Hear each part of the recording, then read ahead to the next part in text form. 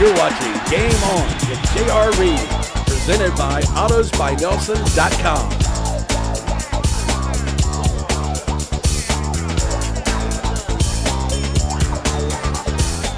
Hello, and we're back. We just got off the set with some high-octane ladies basketball players, but now we're going to switch gears a little bit to some other guy, my man here, Eric McMillon, who runs some high-octane, but in vehicles as well. Eric, how you doing? Thanks for coming on the show today. Doing good. Good to be here. Eric, now, we know you're a drag racer, owner, driver. Barry Nelson sponsors you. Tell us a little bit about yourself, your background, where you're from. Well, I grew up here, graduate from Laurel Park High School right down the road, went to college in Danville. I've been working at the local Ford dealership since I was 20, ever since I got out of school. So. And Barry has been your man, and Barry's been sponsoring you ever since you got your start in drag racing? Yeah, he's got the same poison I do. He loves vehicles, loves racing fast cars. That's kind of what gets you into it. Yes, he does. And everybody knows Barry's a big guy here. And here you get a shot of his car here. That's beautiful. That is beautiful. And you said, now you race in a couple of different categories, correct? And maybe you can explain a little bit in the categories and the great season you had last year. Yeah, in the picture there, you can see the black car that I'm standing behind. It's a turbocharged engine. They're both Ford power plants, both Ford bodied cars, but they're all tubular, inside the roll cage and everything. But the black car's turbocharged. The little silver car in the background, it's nitrous oxide powered, so it's a little different engine combination. Both of the cars actually perform pretty close to each other. Really? The black one is a record holder still as far as mile per hour in the class we run. It's nobody's run as fast a mile an hour as we have, but the silver car is almost as quick as far as elapsed time.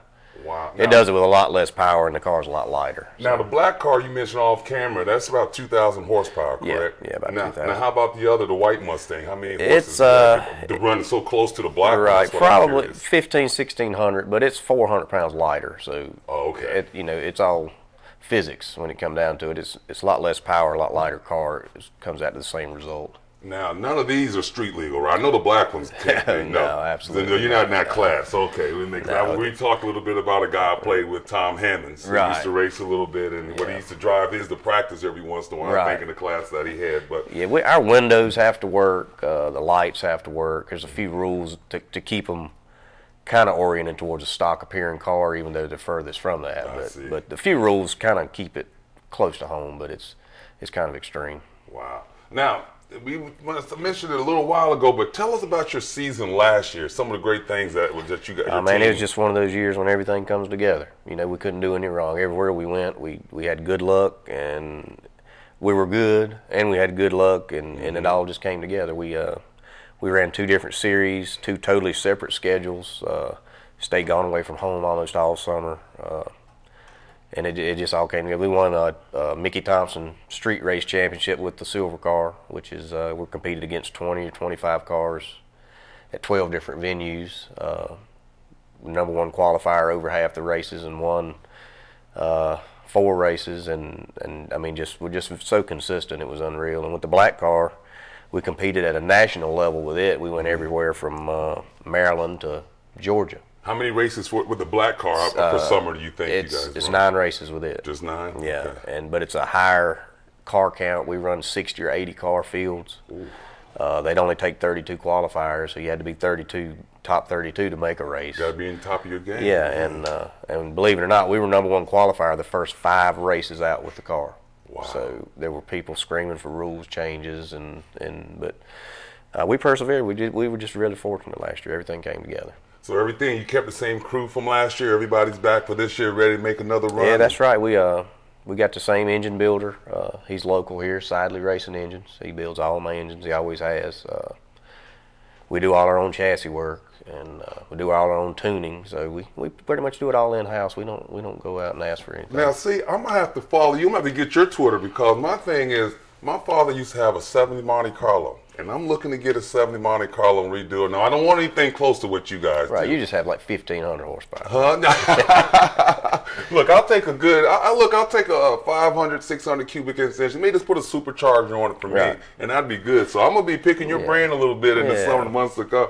But tell us a little bit, what is your favorite track to run? I know you said one of them, a couple of them are a little scary. A little dicey, but what are some of your favorite tracks to run and cities to visit? Well, there's a track in Georgia. It's almost at the Florida line. It's a little town called Valdosta. I know exactly where that is. Yeah, and their facility is, for the kind of racing we do, that's our Indy. That's our Daytona. You know, it's the best cars. They're all from everywhere in the country.